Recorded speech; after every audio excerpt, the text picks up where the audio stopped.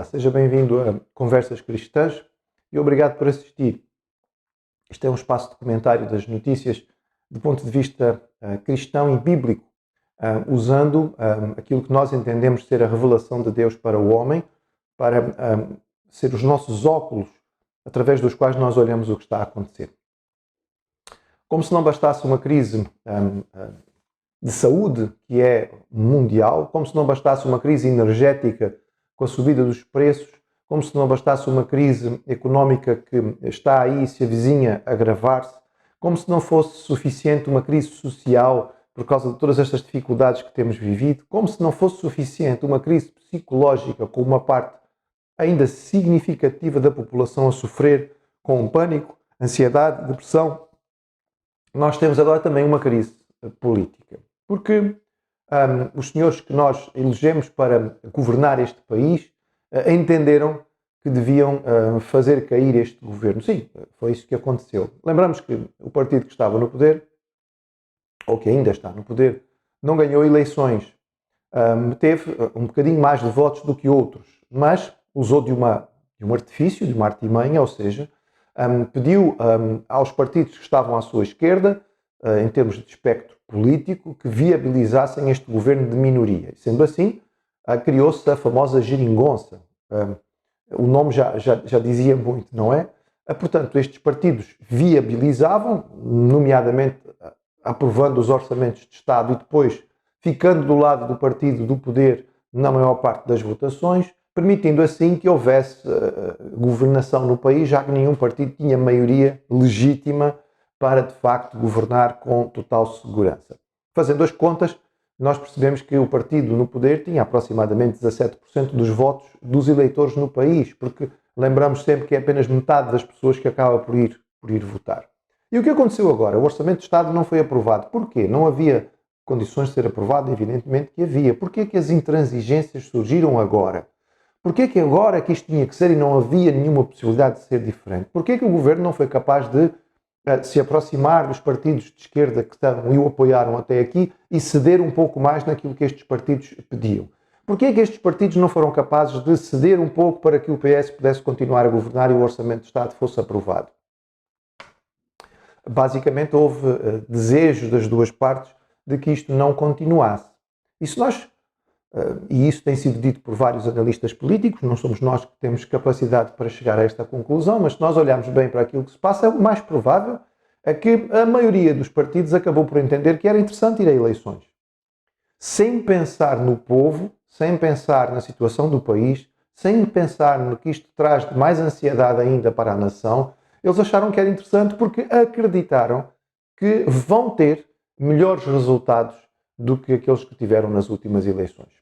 Curiosamente, todas as sondagens que têm sido feitas mostram que o espectro do Parlamento que vai ser eleito no dia 30 de janeiro vai ser muito parecido com este. Haverá um ou outro partido, essencialmente partidos novos, que vão ganhar alguma coisa com isto, mas vamos ter basicamente a mesma coisa. E se quisermos continuar, e se quisermos ter governo, ou vai haver um entendimento entre os dois grandes partidos que estão no Parlamento, ou então o PS vai continuar a ter que depender de uma segunda versão da geringonça para governar. E nós perguntamos, porquê isto então? Porquê tudo isto? O que interessa agora é convencer o povo de que aquele partido é o melhor e que é neste que deve-se votar para poder ganhar. O importante neste momento não é a situação em que nós estamos a viver, mas ganhar os votos do povo, ou seja, conseguir uma manifestação positiva a respeito das pessoas para a sua posição política. Jesus não confiava nas multidões. Curiosamente, a certa altura, as sondagens colocavam Jesus no topo. E você pode dizer, mas no tempo de Jesus não havia sondagens. Sim, mas havia. É curioso. Jesus, a certa altura, ele mesmo questiona os seus discípulos sobre sondagens. Eles perguntam o que é que as pessoas dizem por aí, não é? Quais são para que lado depende a votação maior?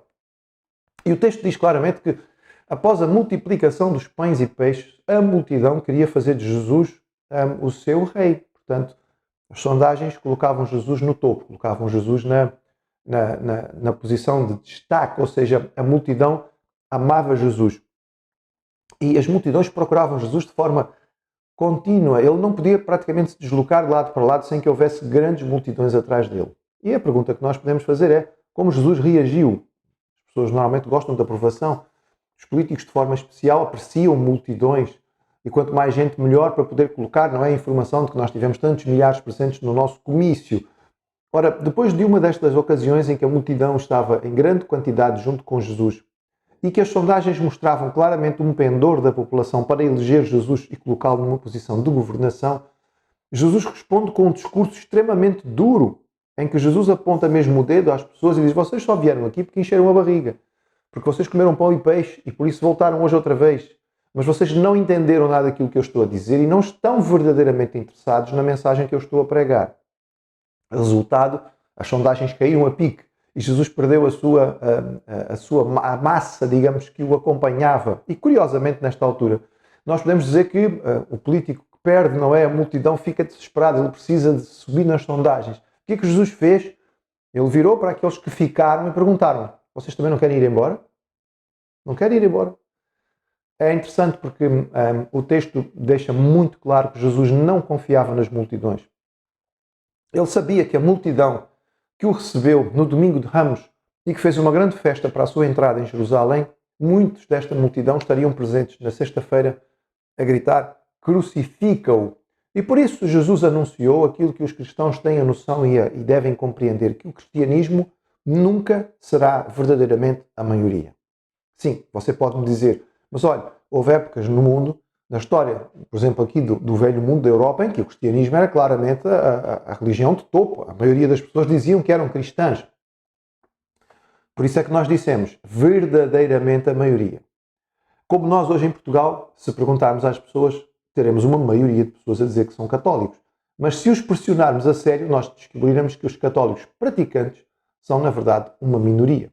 Os estudos e mesmo as lideranças católicas reconhecem que haverá menos de 20% das pessoas em Portugal que são verdadeiramente católicos. São aqueles que praticam, que vão à missa, que comungam, que confessam, que fazem realmente aquilo que se espera de um católico. Portanto, verdadeiramente o cristianismo não será nunca a maioria. Jesus disse que o caminho que leva à perdição é largo, ele é muito grande. A grande maioria vai por ele, porque ele é agradável. Ele chama a atenção e desperta o interesse. O caminho para a salvação, Jesus dizia, começa por uma porta pequenina e apertada. Você, para entrar nela, tem que se livrar do seu orgulho, da sua capacidade própria, tem que se entregar nas mãos de Deus. E a maioria dos homens não quer fazer isto. E depois esta estrada é uma estrada estreita, uma estrada apertada, é uma estrada difícil, nós temos que caminhar confiando no Senhor. Evidentemente que Ele está connosco, Ele nos acompanha no dia a dia. Ele dá-nos a sua mão e Ele nos sustenta e muitas vezes Ele nos carrega, mas é uma estrada difícil na qual nós temos que caminhar. Logo, nós não visamos a maioria, nós não temos este objetivo. O cristianismo não tem como alvo poder alcançar a maioria porque sabe que não vai alcançá-lo. Nós não nos iludimos em ter massas, nós pregamos às massas, sim, como o Senhor Jesus Cristo dizia, mas pregamos aos corações. Porque a Bíblia diz que ganhar um homem é mais, ganhar uma alma é mais do que ganhar o mundo inteiro. E a Bíblia sempre nos fala a respeito dos justos como um remanescente, ou seja, uma pequena parte daqueles que sobraram. Infelizmente, a classe política que temos é a que temos. E não vale a pena nós desejarmos que ela seja diferente. Preparemo-nos para olhar para as propostas que vão surgir e com consciência, em oração, procurando estar de acordo com aquilo que são os nossos princípios cristãos, votarmos naqueles que nos parecerem mais próximos daquilo que é aceitável para nós, sabendo que de certeza não vai surgir nenhum candidato que realmente encha o nosso coração, porque isso não existe na política.